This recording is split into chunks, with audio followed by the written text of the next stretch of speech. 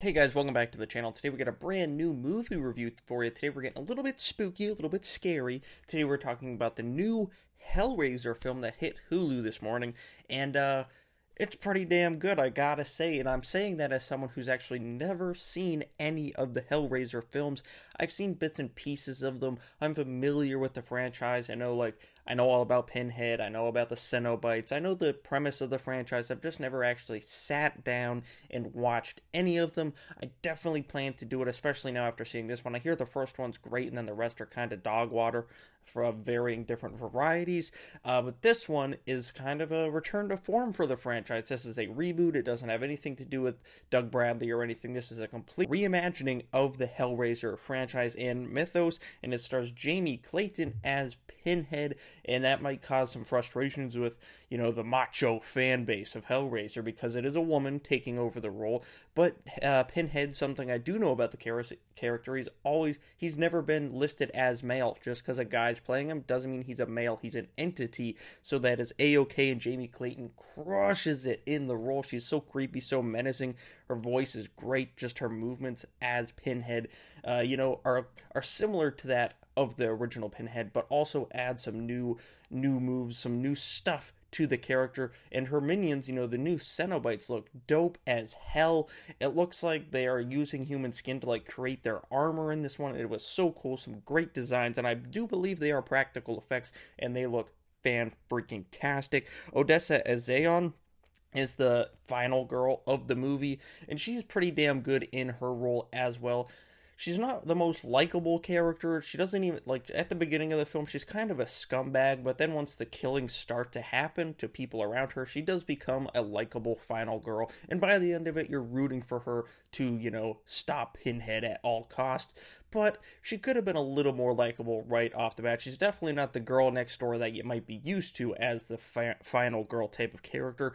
Brandon Flynn shows up in this as her brother, who I loved in 13 Reasons Why. He was my favorite character on that show, so immediately he was the only actor I knew in this movie, so I was like, okay, that's my guy, that's who I'm rooting for. And he was an actual likable character, and that's where the biggest flaw of this movie comes in for me.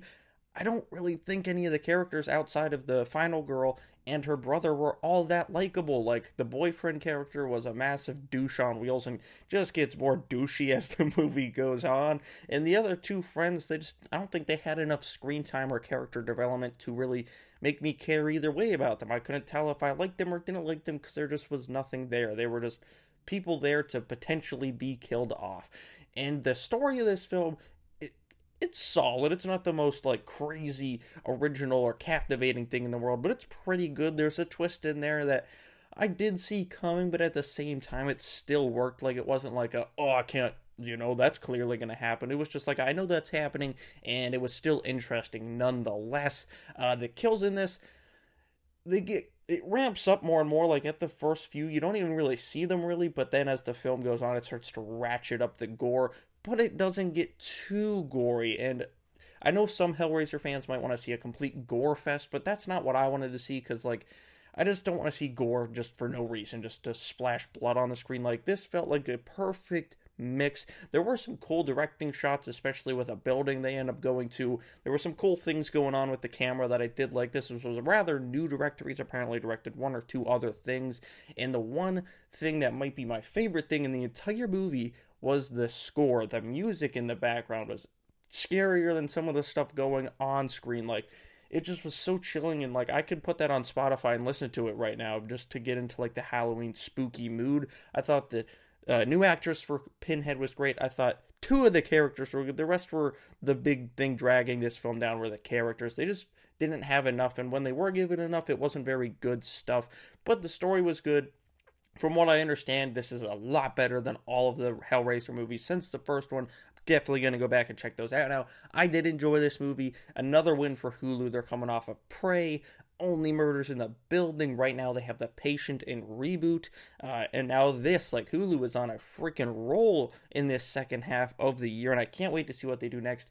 If they announce a sequel to this, if they're going to do more Hellraiser Pinhead adventures with this, crew behind the camera, possibly even bringing the final girl back, I wouldn't hate it. I would not hate it as long as they can keep at least this measure of quality, because I'm going to give Hellraiser, the 2022 edition, a 7 out of 10. I think if the script was a little bit better and some of the characters were a little more likable, I definitely could have got this to like an 8 or an 8.5, but it's definitely worth your time, definitely worth the watch over on Hulu. So let me know down in the comments below what you thought of Hellraiser 2022. Is this your favorite? Did you like it even more than the first one, or am I crazy in that this is like the worst one yet? I think this is the 10th one, I think. So let's chat. And which one are you most looking forward to seeing me watch in the future? And should I review the other ones here when I do watch? Let's chat down in the comments below. Make sure you like this video and subscribe to the channel so we can keep gaining more and more traction as we approach 200 subscribers. Thank you all for watching. I'll see you guys right here